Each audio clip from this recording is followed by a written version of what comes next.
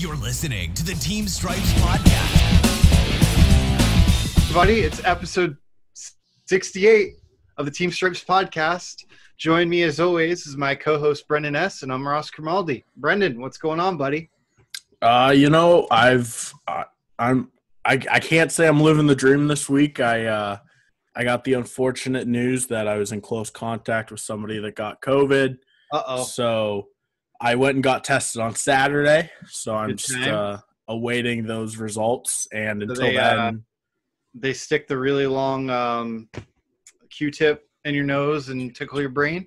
It wasn't that bad. No, it's really not. Yeah, I mean, it was funny. The doctor was like, "So this is the nasal swab," and I'm like, "Yeah, just like let's get this over with." It wasn't that bad. Pull your head back and send it. Yeah, but just honestly, the weirdest part is when they pull it out, not when they put it in. At least that's what it was for me. Yeah, it was. I mean, like it wasn't bad. It was more so just uncomfortable. And I remember I texted my sister after, and I was like, I feel like my nose just was violated. But I mean, like I've just been dealing with that. So I got to email all of my professors saying, hey, I can't come into class. Shucks, I got COVID potentially, waiting for the test results. So far, they've all been great and have just obviously thanks for not coming in. And then obviously with hockey, boss was grateful enough to take away all 11 games that I was supposed to skate this weekend. So my weekend opened up automatically, but I couldn't go anywhere. I couldn't do anything. And so now I'm just waiting on the results. Hopefully they come back. I mean, for someone who's an introvert like myself, that is an ideal thing. Oh, I went rollerblading on Saturday and Sunday just to do something and get out of the house. I mean, nice. I've been going stir crazy. What did I do this weekend? Saturday I worked on a car. Sunday I skated a U16 single A scrimmage by myself. Ooh. Because the guy that I got scheduled with, the schedulers accidentally scheduled him at 10:45 at our rink in Wesley Chapel with me, and then a noon at the rink in Lakeland. So that wouldn't work. So I ended up skating it by myself. And I think the funniest thing was, so before the game, I'm talking to the coach and I'm like, it's just going to be me, blah, blah, blah. I told him what happened. He goes, well, this is U16s, right? I was like, yeah. And celebrity guest star, Mr. Shadow. But yeah, it was just funny. He was like, oh, this is U16s. I'm like, okay, whatever. Just another game. Yep. I was like, little help on icing. So if team ices the puck, just fire it down to me because I'm old and I don't want to go get it. So I think we got some big news coming out of the NHL today. The Calgary Flames, my team that unfortunately got another first round exit, removed the interim tag off of now head coach Jeff Ward. Ross, okay. Do you have any opinions on that? Because I have a few. No, none. I have no idea. The Flames are very outside of my spectrum. That's fair. My thing is obviously we haven't had a massive sample size for Jeff Ward. Is he a good coach? Yes. Do I think it's the coach the Flames need? No. I would prefer to see a younger guy in there. Even a college coach get called up to the NHL. I think that would be a better fit than Jeff Ward. But at the same time, I will give Jeff Ward this whole next season, and hopefully we don't lose in the first round for the third year in a row. Yeah, let's hope not. That would suck. Give the guy a chance, see what happens, Yeah, we've also had when Coop took over here, it was like, who is this guy? Yeah. So, I mean, we've also had, it looks like 2 trades since our last podcast. We had one between the Wild and Pittsburgh, with the Wild receiving Nick Bukestad. Is that Bukestad? I have no idea. Yeah, let's go with that. And then the Penguins received a 7th-round conditional pick, so I'm guessing Bukestad was a free agent. I don't have that stat right in front of me. Yeah. And the Montreal Canadiens and Carolina Hurricanes made a trade as well. Montreal receiving Joel Edmondson and his rights to negotiate a contract with him because he is going to be a free agent. And Carolina received a 2020 fifth-round pick. Oh, so, wow. I mean, so they gave up a fifth-rounder just to be able to talk to the guy. Yeah, and hopefully sign him. Usually that trade's like for a bag of pucks. I mean, but generally if a guy's it's someone traded, they clearly want, so he'll probably sign. Yeah. Well, that's cool. Couple of trades. I know as teams get eliminated, they're allowed to make trades and start wheeling and dealing. So, and with only 4 teams left remaining, it's, that's fine. No big deal there. Yeah, definitely no groundbreaking trades, but 2 trades that we had to mention. I don't expect there to be really anything big until free draft or draft time, whatever. Yeah. We've also had it's the season of the NHL awards, so they're coming out. I think all but 2 or 3 of them have come out now. Yeah, it's weird not having the award show. It's just like, oh, hey, by the way, this is what this guy won. Yeah, so to go over that just briefly, the King Clancy Memorial Trophy was won by Matt Dumba of the Minnesota Wild. The Masterton Trophy was Bobby Ryan from Ottawa. I'm going to stop you there real quick. Bobby Ryan 100% deserved that. 100%, no doubt. After, admitting, self-admitting, looking in the mirror that he had an alcohol problem, right? Yeah, it was alcohol. Yep. So he self-admitted, he got help for his issue, and now he's back in the NHL playing hard and doing all that. So that's just good on him for doing that because, that's a path that not many people are willing to admit, hey, I have a problem. So I give him a lot of props for doing that.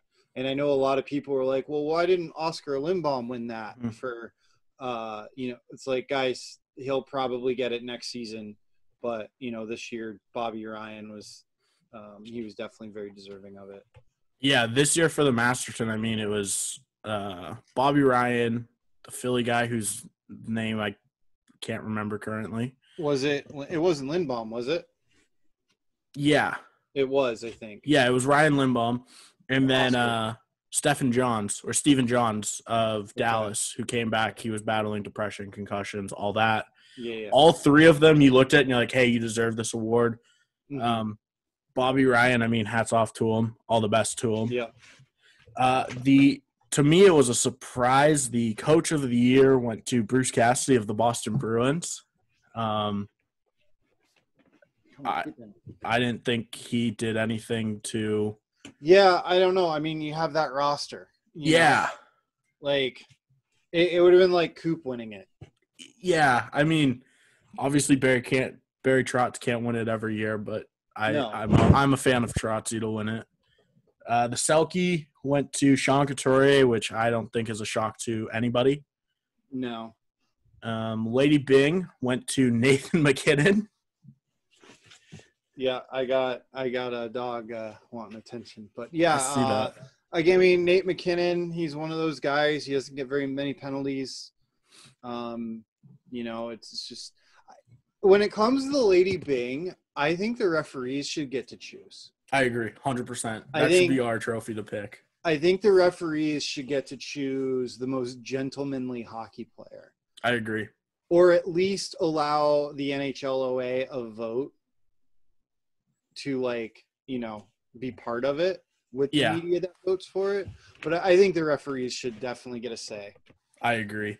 The Mark Messier NHL Leadership Award went to Mark Giordano of the Calgary Flames. Well, there you go. One of your boys. I was going to say, being a Flames fan, he does so much off the ice and in and around the community. That's always one of those awards where I think anybody could win it. But hats off to Giordano. It's an award that legit anyone in the NHL can win for community service. So good on him.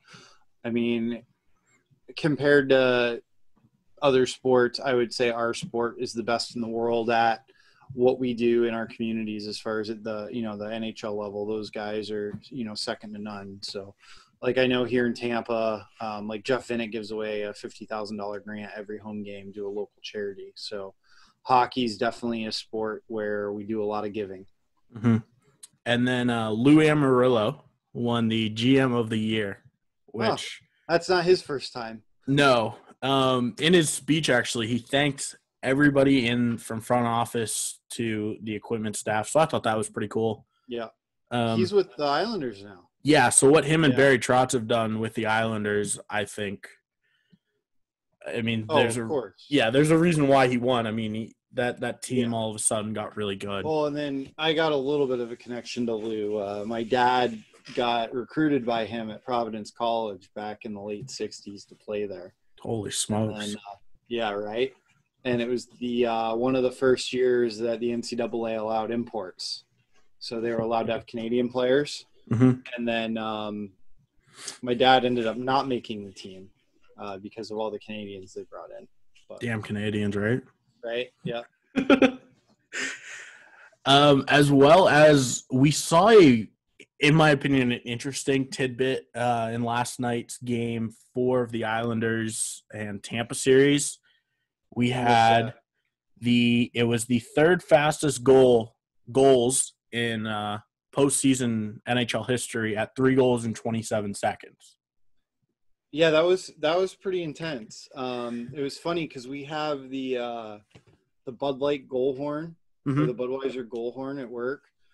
And we were like, oh, crap, we forgot to set it up. So the Lightning had just scored their first goal, and then it went off. And we're like, that's a little late.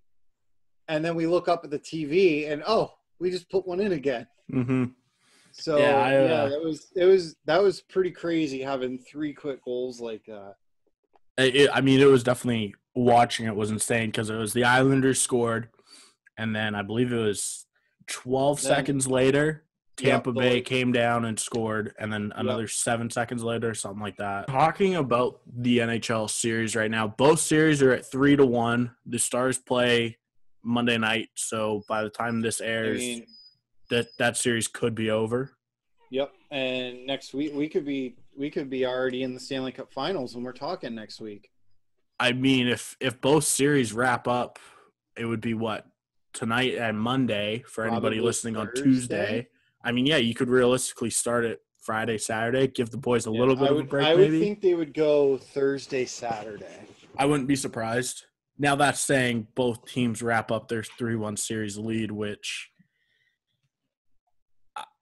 I mean, as much as I want the Islanders and Vegas to win, I just don't see that happening, unfortunately. Yeah, I don't see – I mean, if anyone's going to come of the Islanders in Vegas, if anyone's going to come back from 3-1, it's going to be Vegas. So, I mean, the only way Vegas comes back and wins this series is if they find a way to get a puck past Anton Khudobin.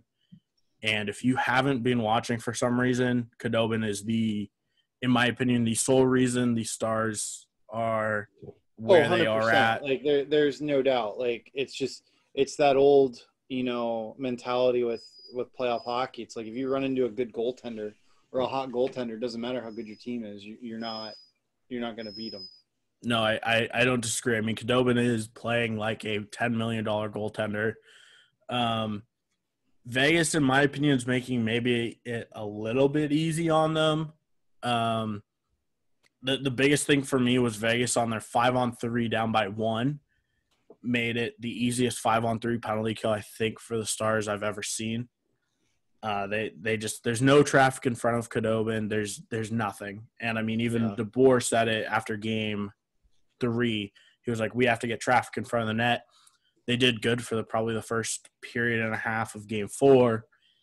And then it just all went downhill after that. I'll be honest. I haven't been watching other than the highlights of that series. But it's been a fun series. I'm definitely going to watch the game tonight while I'm doing homework.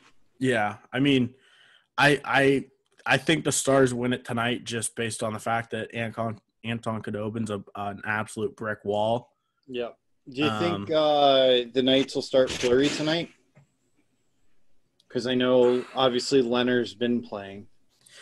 Yeah, and the issue is Leonard hasn't played bad by any means, but you're also, if I'm Peter DeBoer, I put Fleury in. I mean, I put Fleury in for game 3. I put him in for game 2. I put him in for game 1.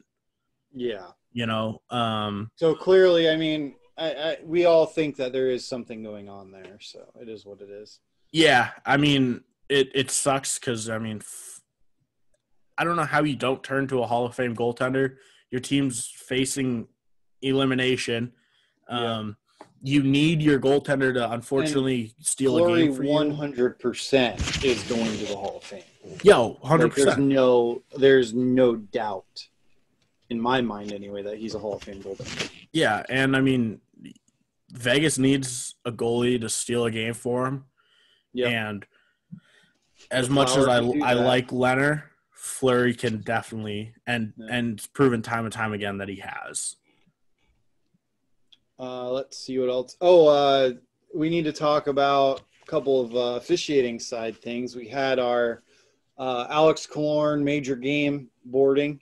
Yeah, 1 game suspension, I believe. Yeah, and in game 2. Yep. So then he missed game 3. And that was 100%. As soon as I saw that hit, and I saw the way, I think it was Kelly Sutherland was the low referee there. Oh, his arm shot up. I think his arm went up before Killorn hit him. Probably. So, yeah, Kelly's arm went up before Killorn even hit. Now I'm blanking on who he hit. But 100%, no questions asked. Like, you can't make that hit. No. Like, no. You just can't do it. Like, a couple of my friends were like, hey, what do you got there? I was like, that's a penalty. Oh, all day long. That's a game misconduct, and that's a 1-game suspension. Mm-hmm. During the season, that's a 3-game suspension. But during the playoffs, it's a 1. I'm fine with the 1-game suspension. I mean, it's a hit that shouldn't happen. Well, I mean, clearly it hurt them because they ended up losing game 3 because they were without Killorn and Breaking Point. Yep. But let's talk about that series. And then we had the Vasilevsky's pad come loose. Yep. Because I don't know when this happened, but now all the goalies have Velcro instead of leather straps. Yep. So in pro hockey, the only way you're getting a stoppage is usually for your helmet popping off or your helmet coming loose. Mm-hmm. Your pads coming off, or a glove coming off or something like that. We're not blowing the whistle. Yeah, I agree with that. I mean, it was a weird situation. Vasilevsky. I mean, if there's injury potential, obviously that's one thing, but I'm pretty sure it's only for a helmet. Yeah, I mean, Vasilevsky looked at whoever was reffing. I forget who it was for game 3. He looked over at him, and you literally see the ref point at the puck like, "Hey, there's the puck." I mean, yeah. Like, I'm not stopping the play. Yeah, and the players were just standing there like, what's going on? And then they buried it, and it's like, okay. Yeah, it's definitely a weird situation because you could argue that it's a player safety thing. I mean, his pad was dangling off of his knee. If he takes that shot to the knee, I mean, his knee shattered. Yeah. So you could make a case that, like, hey, that's a potential injury situation. Now, I'm fine with that play not getting called down. I think in a youth hockey game, I'm blowing it down 99% of the time. Obviously, in youth hockey and, maybe even junior or whatever, we're erring more on the side of caution, because at the end of the day, in kids hockey, like, if you tell a coach, hey, I blew the whistle because of safety, there's nothing that they can say to you. I mean, it sucks, but then you just look at them and you're like, well, if that's your goaltender in that situation, and that's exactly it. You're gonna respond and say, yes, I understand this sucks. Yeah, but the safety of the kids is the most important thing, no matter what we're talking about. So obviously, it's a different story in youth hockey than it would be in pro. Yeah, I think that that whole series is being, I mean, low-scoring games, except for game 1. Islanders losing game 2 in the last 10 seconds off a beautiful goal. Yep. I mean, the Islanders haven't looked bad, but Tampa's just clearly the better team. Yeah. So, I don't see the Islanders forcing a game 4 or forcing a game 6 even. I think Tampa comes in, cleans it up in game 5, and they're moving on to the Cup Finals. Yeah. For the first time since, 2015? 2015, yep. And so I think do it in only 15 games. Yeah, I mean, they've been running through it, which is awesome to see. Yep. I think with that, we got to send it over to our interview today. Tell us about our guest. I unfortunately was doing schoolwork and could not join on the Zoom call. Yeah, so I got my buddy Rhys Leighton. He's been reffing for, I guess, 7 years now. He worked for 5 years, took 4 years off, went up to school, got a degree, got a big boy job, decided he wanted to come back reffing, came back reffing, and last year is really the first time I met him. And we started off just doing a bunch of beer league together. He got the opportunity to come up to Oklahoma with us to come do ACHA D1 hockey, got into a junior game during the season. So we just talked. I mean, there was no specific thing for the interview. We just talked, and it was a great time. So hopefully you all enjoyed that interview.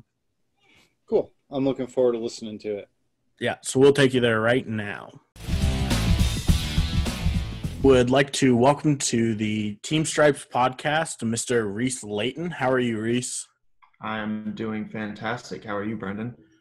You know what? I can't complain. There's no hockey on right now at the time of our recording, so I'm unfortunately watching absolutely nothing. But that doesn't matter because we had hockey this morning.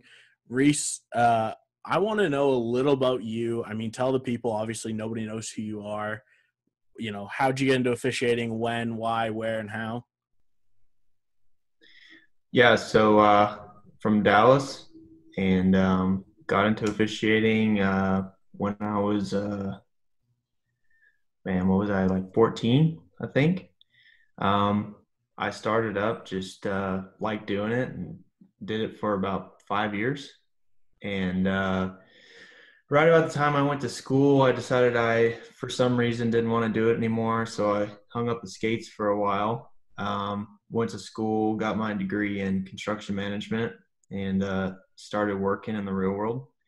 And worked for about a year, and then realized that something was missing in my life. And so started up working games again. And so that's been 2 years now. Okay, so you skated for 5 years, took 4 years off for college, came back. You're, I guess, on year 6 and 7 then? Yeah. Okay, so those first 5 years when you were, I guess, 14 to, let's say, 19, what made you, I guess, first want to skate back when you were 14? Like, was it, a good income because we're in high school at the time and money is money? Was it like a good job, or was it something you actually had a passion or a want to do? No, I definitely had a passion. The money was great, but I just had a passion for the game. I wasn't a great player to begin with, but I thought I saw the game a little bit differently, and I just enjoyed learning the refereeing side of the game more so than playing. So my last year of midget, I actually decided to stop playing and just full-time ref that year before I went to school. I mean, if it makes you feel any better, a lot of refs are failed players. Right. I know speaking from personal experience, I rode the pine 90% of the games that I played in. But obviously a lot of the guys we've interviewed on this podcast so far have been like they're full-time guys, or they're guys that they do this full-time. How do you manage your actual work schedule with hockey? It's pretty tough. I guess I shouldn't say it's tough. I would say more so managing work. It's also managing the wife. We've got to set that expectation early, similar to hockey, or similar to reffing a game. We've got to set that expectation early. So we just kind of have an understanding that I'm going to work 2 to 3 games a week, or 2 to 3 nights a week, and work the weekends whenever. Obviously tournament weekends, those are always in our calendar, fully blocked off. She knows where I'm going to be. So I would say more so than work, it's managing the relationship with the wife and trying to keep that balance at home. How much you're at the rink. It's easy to be at the rink, 5 nights, 7 nights a week. You gotta find that balance and try to keep everybody happy. I mean, that's fair. I thankfully don't have to experience the wife part yet. I just make the schedule, and I'm like, hey, I'm working right now, so I can't. Sorry. You're probably the first guy, or one of the first guys I've skated with that I've become like really close with, and it's like, oh yeah, I gotta ask my wife if I can skate this game. And for the longest time, I was like, why do you have to ask her? Like, just skate. Weird.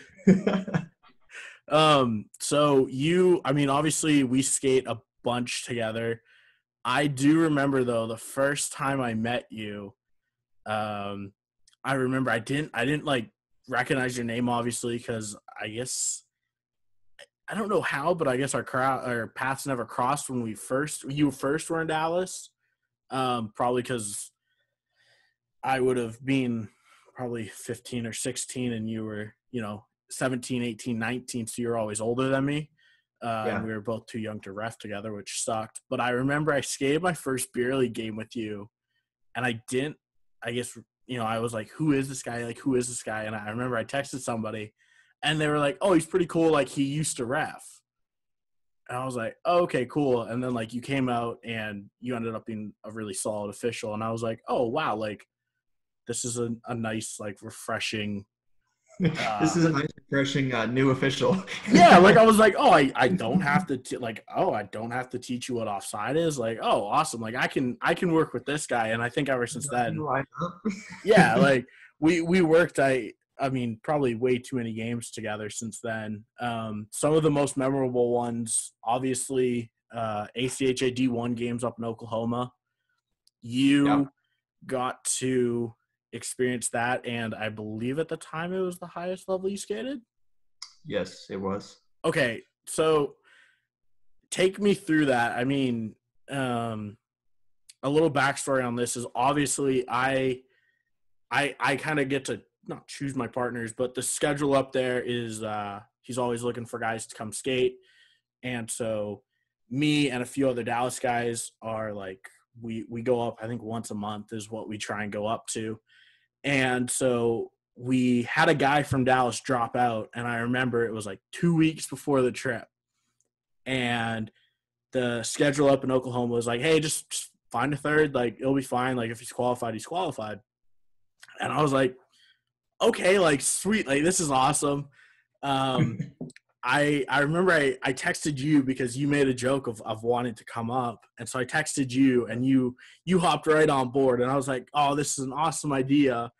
And then I remember the next text. We kind of hit it off. And, I remember talking to you about it. And I was like, yes, that would be really cool to get to do that. And so I remember the night you told me, you're like, hey, I'm going to throw your name in the hat. Just be ready. And I didn't know for sure if it was. And I remember telling my wife, I was like, he said I can go up there. Like, this is the coolest thing. And I remember you telling me, like, okay, you're in. You're good to go. You got to skate your ass off because I'm putting my ass on the line for you. Yeah, no, it was – my biggest thing was like, yo, I need you to just know the rules. And I remember you texted me, like, what rule book do they use? And I remember I texted Trexler, who was our third, and I was like, yeah, man, I might have messed up here. Like yikes. And I just remember Trexler responding with like, it's your problem now. And I was like, yep, you're right. You're right. So, I mean, take us through that first trip. I remember going up there, and I wasn't necessarily worried about you. I mean, I've skated with you enough times to know that you're capable of, you can skate, you know what offside is, you can do icings, you can drop a puck. You're a linesman, that's all you need to do right now. But I do remember I was nervous for you once we started warming up. I mean, like off the ice, like I started to like kind of actually focus on the game, and I was like, oh shit, like is he gonna be okay out there? Like, I want to know what your thoughts were for that whole weekend, especially for that first game of coming out of, hey, this is the highest level I've skated. Well, I mean, I think it would be like any other official, but for me, definitely it was number one, excitement. I was really excited to be there. It was awesome. But then at the same time, you're just scared shitless. Like, I had no idea how it was going to go. You've seen the hockey before, but you're not on the ice with these guys. And so you have these expectations in your mind that you're like, well, you know, they're like 10 times bigger than me and 10 times faster than me.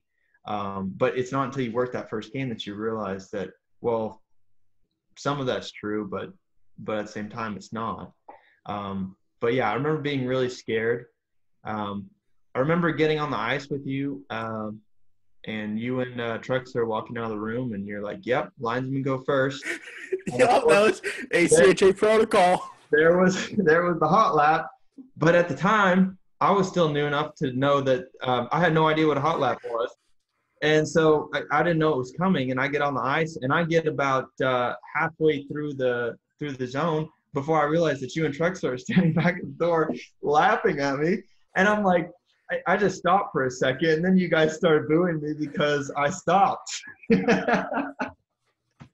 But then I realized what you guys were doing, and then obviously skated the rest of the lap and made the best of it. But yeah, it was that was probably the biggest memory of the first game. Just the rest of it just as a blur. I just remember, like, me and Trex were talking about it. He's like, yo, like, are we going to hot lap him? Are we going to hot lap him? I'm like, of course we are. And he's like, okay. And so obviously at ACHA, we go out for warm-ups with the players. And Trex is like, yo, do we hot lap him here? I'm like, no. We got to wait till the lights are down. Yeah, everybody's there. So we waited, and I remember, like, I looked at Trex, so I was like, yo, just follow my lead.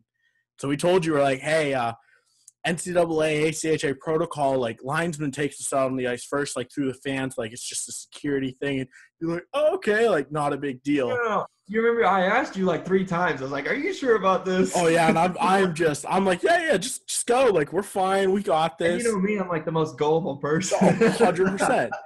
The best part was you just stopping, because where we come out at the hash marks in one of the end zones. Yeah. So you skate through the slot, and you got to about the other dot and stop. And Trex is like, oh, we got to go. And I was like, no, he's doing this lap. And so I remember I was in tears, like, skating our hot lap. I was in tears. And it was the OU coach, because we were at Oklahoma University. He pulls me over for the anthem, and he's like, why'd you guys do that? And I was like, oh, it's his first game. And he just starts dying laughing. He's like, that's the best hot lap I've ever seen. Yeah, it was a good one. I'll be more prepared for the next one, though. Oh, it was just hilarious. And when I got to do the first NA3 game, I was actually really disappointed that I did not get hot lapped. I know when they told me they didn't hot lap you, I was honestly a little bit chapped. Yeah, I was too. I was ready for it. You should have told them, like, guys, can I have my hot lap, like, the first period, just to get this out the way?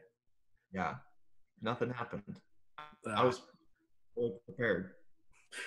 It's like a rite of passage. Oh, 100%. You got to. And you hope the guy falls on it, because then he's buying beers all weekend long. Oh, for sure. Luckily, I did not. So back to that first, I guess, college game. You said, like, in your head you expect the play to be 10 times faster, 10 times bigger, 10 times everything. And then you quickly realize that, like, hey, like, I'm not only good enough to work this league, but I'm good enough to continue to work this league. Like, when did that kind of kick in for you? Honestly, I kind of want to say it was like after the first weekend, like after I had done 2 or 3 games, that I was like, okay, it kind of starts to click now. I think still, like, you know, you still get tripped up with the hybrid icing, and then, you know, later in the season, we had gone back, and I kind of got thrown into a situation way too early that I had to be the senior official, and it was way too soon for me to do that. And so obviously several mistakes were made during that game. But Yeah, I think it was about 2 or 3 games that I was like, okay, yeah, I can handle this. The size of the guys, they were a little bit bigger than me, fit wise, but in terms of like height and size, like it's the same. The speed is a little bit faster, but more so becomes the skill and the ability to stretch the ice and everything.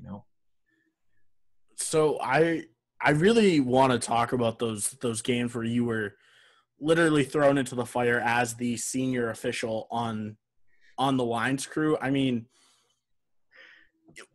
when I saw like who you were working with, I had no clue who they were. I was like, man, I hope they're good. I mean, like with all new officials, I showed up and I was like, this guy should be good to go. Yeah, I mean, I've done it before where it's like, man, I hope this guy's good because I'm gonna need to be carried right now. Talk about a little bit like how'd you get through those games going, okay, we made the mistake. Okay, like how'd you correct them, I guess? No, so I think the biggest part is perseverance. I mean, like we had 3 or 4 mistakes during that game, and it's because just working regular, adult league or youth league back at home, just regular icing. As soon as you're used to the puck crossing the line and your arm going up, and that's an ice. And so there's so much more to think about in the hybrid ice, and so I think that it happened 3 or 4 times during that game, and just after a while, it's like, okay, well, we're going to get through this no matter what. Like the clock's still going. So we're just going to drop the puck and hope for the best. Yeah, it was tough, especially, you got coaches and players that just to the point that they start laughing at you. But like, hey, everybody has their first time. So it's going to happen. All I remember is that first weekend we went up, I looked at you and I said, if you ever get into any trouble, just stand on your blue line. Yeah. I remember that was my biggest thing for you was like, yo, dude, just get the offside.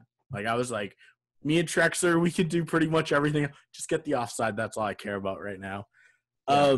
But I mean, like, talk a little bit about going from automatic icing in USA Hockey to hybrid. Like, because in hybrid, we're not only looking at the puck, we're looking at who's going to win the race. Obviously, who's getting that puck first. And the mysterious goalie.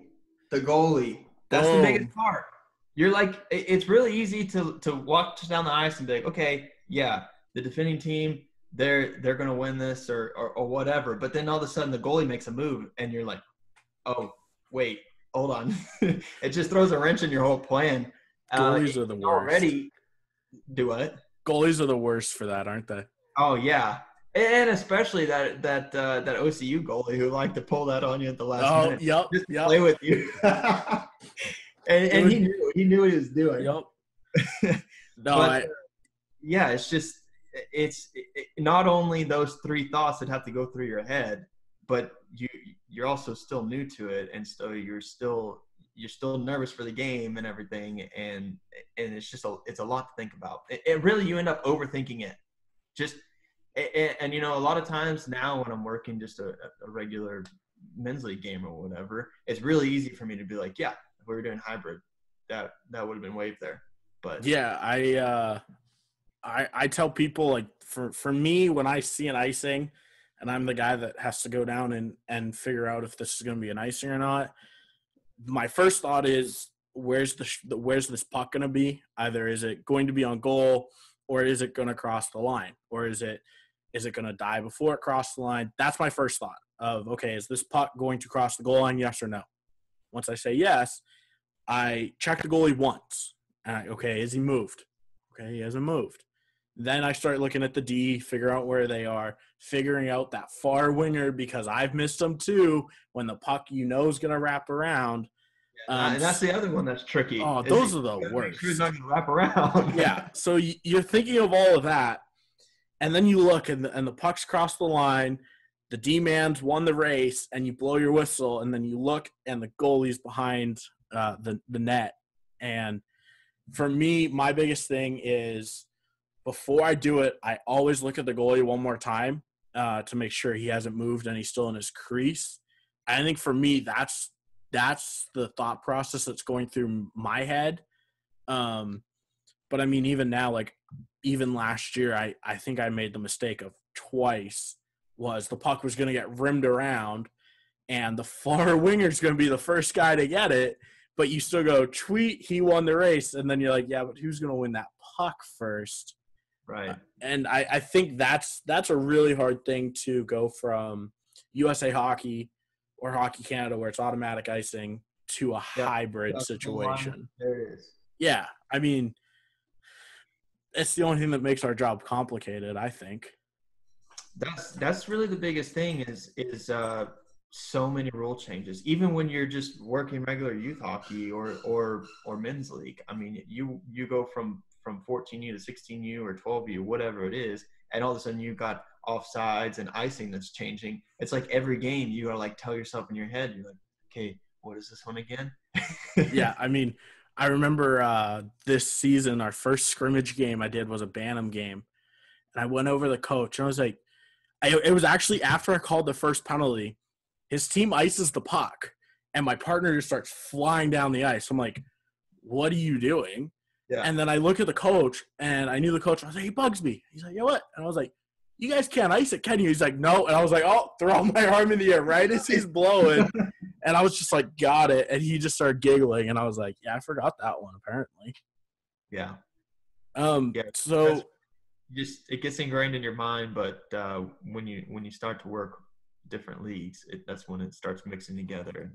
Yeah, everything mixes together, hand passes and high sticks. You're going, oh, well, in this league, this one goes all the way. And then in that league, it goes a dot back. Okay. So what did you do to prepare to make the jump from working beer league to all of a sudden you're going to do a college game for the first time? Read the rules. I mean, yeah, that's – I mean, I was like online just trying to find everything I could. I remember just printing off a bunch of stuff, and I was like, I'm going to read through all of this, and I'm going to know everything. But no, I think the biggest thing was it just boiled down to like a simple kind of cheat sheet. It's like, hey, and when you're working a youth game or men's league game, it's this. But when you start working ACHA, it's this. Mm-hmm. And so at that point, it was just kind of the comparison all the way down on different rules. And you know, obviously I had the advantage of being a linesman as well. So it wasn't just it wasn't all the rules. It was mainly on the lines and everything like that. You know, I didn't necessarily have to know all of the penalty options for fighting or for just a regular hook. We left that up to Trexler. Come on now. Right, that's all Trexler. He had his cheat sheet if he needed it. Yeah. So that definitely helps as well. So obviously making that jump after you started working college, you ended up getting a little bit of AAA that we had here, and then even getting into your first junior game. Yeah. Do you want to talk about that? Because that was a wild story, I think, for your first junior game. Yeah, that was a pretty fun story. What was it? I remember being at work that day, Friday morning, and I get a text from Miggins.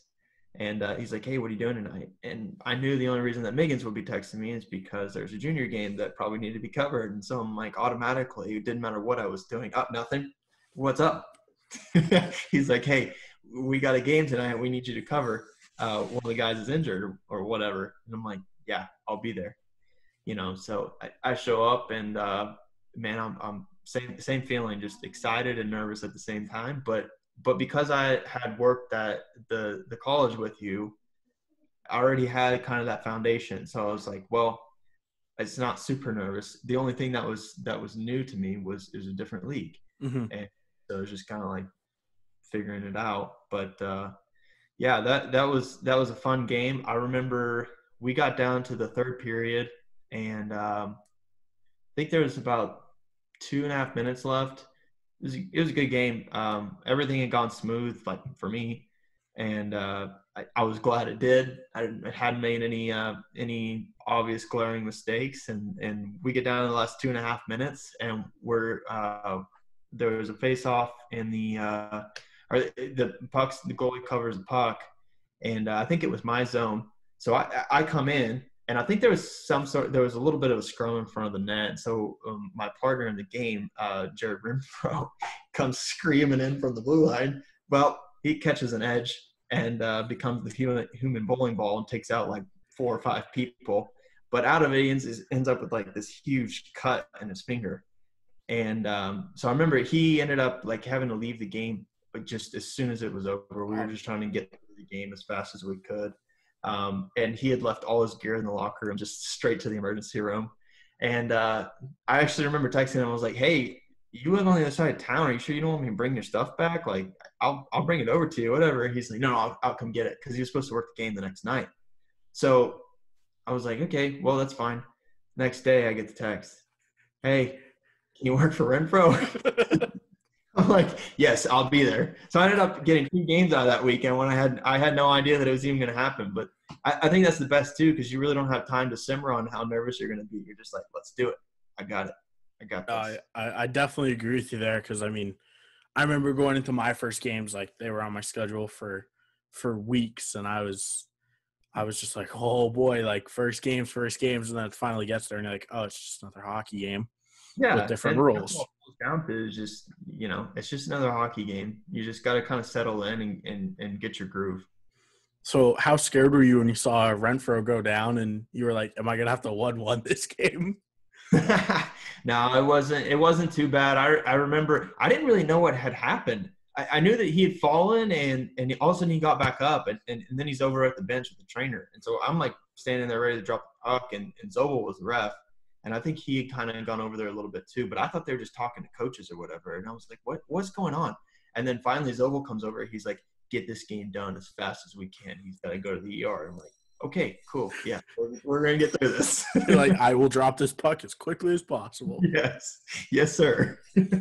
I just remember you texted me, and it was probably like 10 a.m.-ish, and I was just about to leave to go to Shreveport for the weekend because I had a Shreveport trip.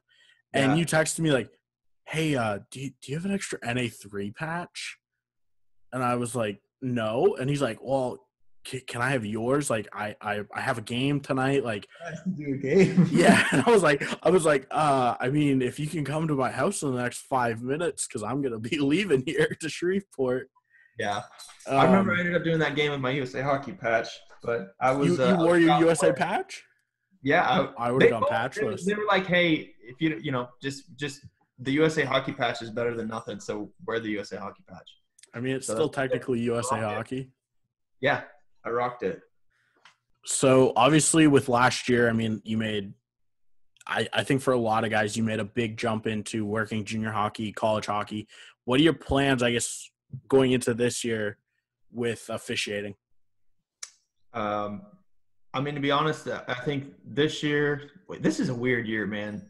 Who knows what's going to happen this year? Yeah. But all the COVID stuff aside, I mean, if I had to make a true plan, I think my goal would be to work more college games and really get my feet under me and become that senior official on the lines that I know I could be, But then, work some more NA3 games and then maybe towards the end of the year or hopefully next year get to the NA. So, it's baby steps. Hey, just keep your phone ready, because as we saw last year, I mean, who knows what's going to happen, right? Especially with COVID this year. I mean, some guy's going to go down or one house is going to get. Next thing you know, it's like, we need a warm body on our line, please. Yeah. No, I mean, I think personally for me, it's just try to take it as far as I can, but still keeping myself in check that, like, hey, this isn't my full-time deal. Like, I love doing this. This is definitely a passion for me, and I want to go as far as I can. But at the same time, like, I still got a job and then a wife to take care of that got to do that. So is so grateful that she lets you go on the road and stuff. Oh, definitely. I think that wraps it up for a little bit. What was that? He lets that leash go just a little bit longer.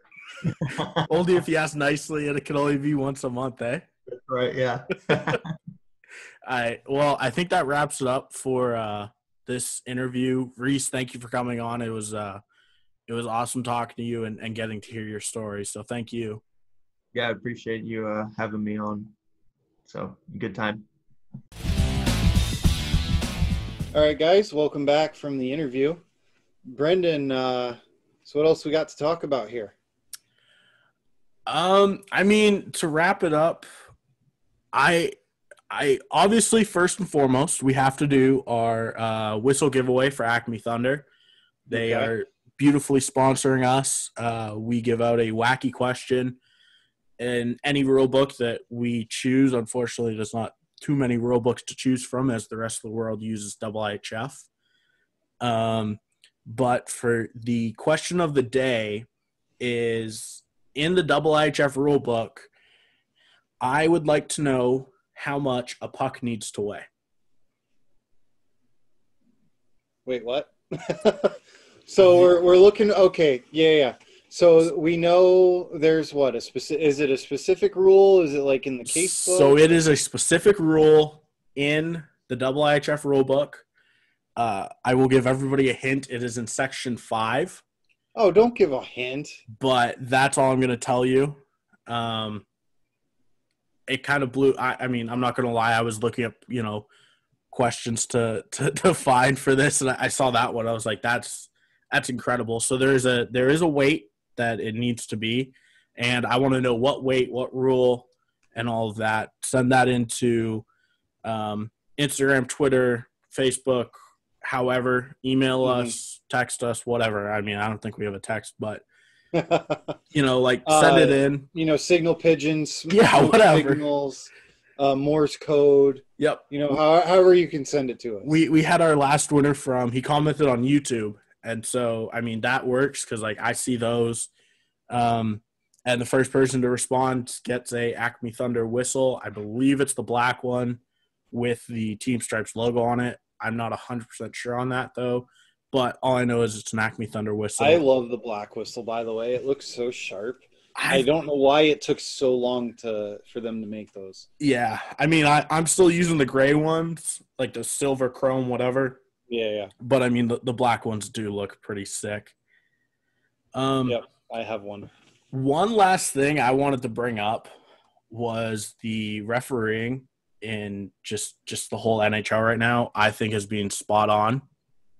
Yep. We've said it time and time again. We're down to the best 8.